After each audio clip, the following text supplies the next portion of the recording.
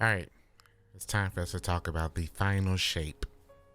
With the reveal the other day, I wanted to put a video out showing my initial reactions as we watched it on my Twitch stream. And then in this video, we're going to talk about what I really think about the final shape as far as what they showed us, not what leaks are talking about, just the raw footage of what they showed us, what they're going to tell us, and what we are going to experience.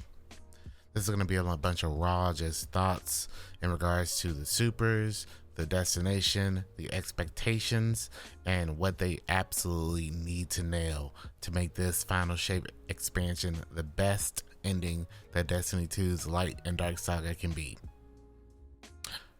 First things first, I gotta talk about the destination. With the destination coming where we are going into the Traveler, and the Traveler is going to be the main focus of the entire destination, I think that was a no-brainer. I think it's very obvious. With the Lightfall campaign and with the Root of Nightmares raid, we kind of knew that the majority of the Final Shape expansion was going to be in the Traveler, but it is very nice to know that that is a confirmed thing. A few of my worries were that we were going to only participate in the destination of the Traveler for maybe a little bit and go elsewhere, but it seems that we're going to be going there and we're going to be staying there, which is a bonus. Or maybe it's not a bonus, but it's very nice to know that the destination, for what we've seen, is very, very big, or at least it's supposed to be very big. The wording that they use for the destination, with it being linear and how you are going to be on one track going throughout from the beginning to the end, which is basically the witness's location, is hopefully good. I don't think they've ever given us the ability where we are on a one track location and on a one track mission, but it makes sense. You know, there's nothing else really to do in the game at this point. We have a one-track mindset, and that is to stop the witness. So it is going to be interesting, because in other expansions we've had to go around to different planets and do different things. This one seems that we are just going to be on a simple track where we are going to find whatever and do whatever, and it goes to the witness's location and have a final confrontation. That being said, who knows what we are going to have to experience on the way. I don't know how it's going to work out. You just gotta wait and see. But I'm glad that they're trying out something different, and hopefully it turns out for the better.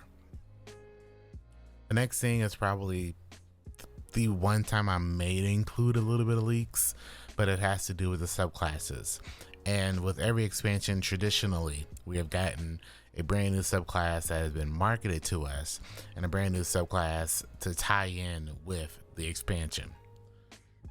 This time we're not getting a brand new subclass, but instead, just like last year, or I guess the year before, when we got the Light 3.0 updates, we're getting another Light 3.0 update this time, with new supers, new abilities, new additions, or new branches or trees to our Light subclasses.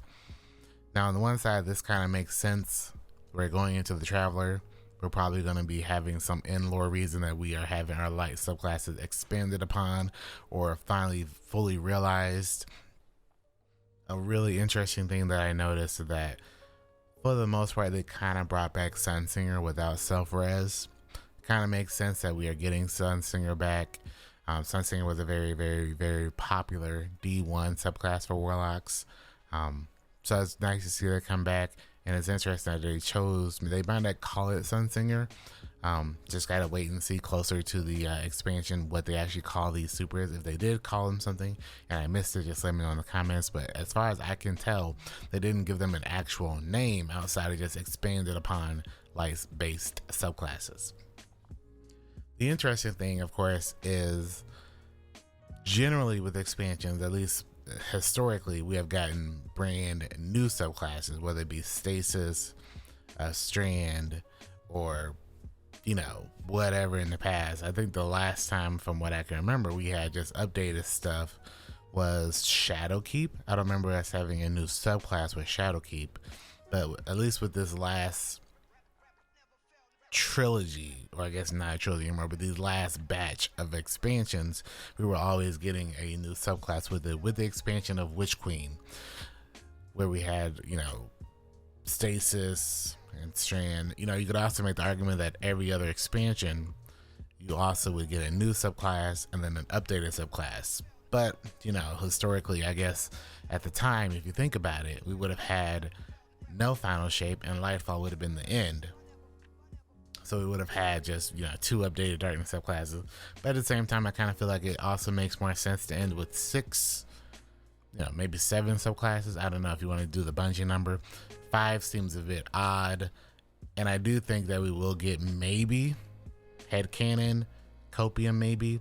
We do get an actual new light, maybe not light, but darkness subclass after we defeat the Witness. My expectations and thoughts, maybe, this is a little bit of headcanon, is that we will get a new darkness subclass, but they cannot market it because of spoilers, because of whatever reason, and because one of the big things about this DLC that they've talked about is that they do not want to, I don't want to say market, but they do not want to give any information, and they want everybody to go in blind, which is a new thing. And maybe that's why they don't talk about a new subclass. You could also argue that with the new subclass means big pre-order money. But at the same time, I wouldn't be surprised if in their mind, the pre-order money is already there, because this is the end of the Light and Dark saga. For a lot of people, this is the end of Destiny 2. And for a lot of people, they're going to be pre-ordering anyway, and they don't need the extra marketing from a light or from a darkness subclass to help them make that choice. Do it with that information what you will. I don't know. That was one of my running thoughts throughout the entire stream that day, was this is odd that in their biggest expansion, in my opinion, of all time, including Taken King, Forsaken, Beyond Light, this is easily their biggest, most important DLC ever. For this to just have light-based subclasses updated instead of a brand new subclass kind of doesn't make sense, but we gotta wait and see. I also don't think from a lore standpoint, our light subclasses and our current darkness subclasses are technically strong enough to fight the Witness. So it would make sense that we get a additional subclass that puts us on par or on level with the Witness, or that additional subclass somehow gives us a whole circle that puts that thing together that allows us to actually combat him. You got to think about that Witness cutscene where he just chops up the Guardian, chops up everything with a swing of his finger. Do you think Stasis can combat that?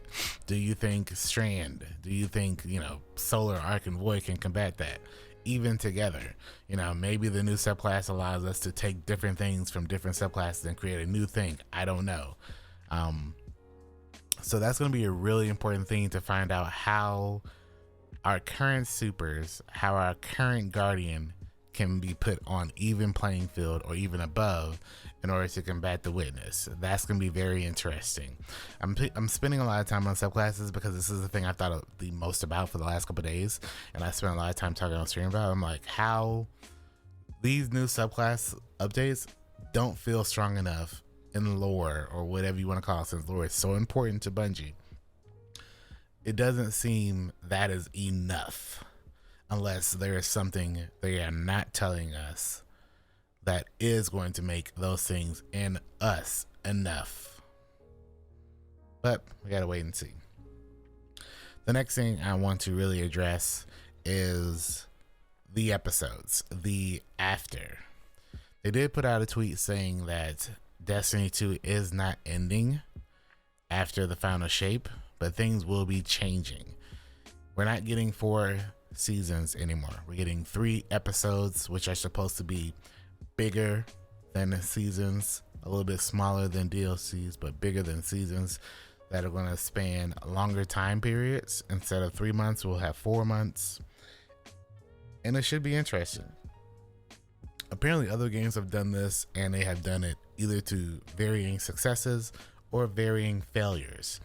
I don't think there's any games that I've played that have done this, so I gotta wait and see.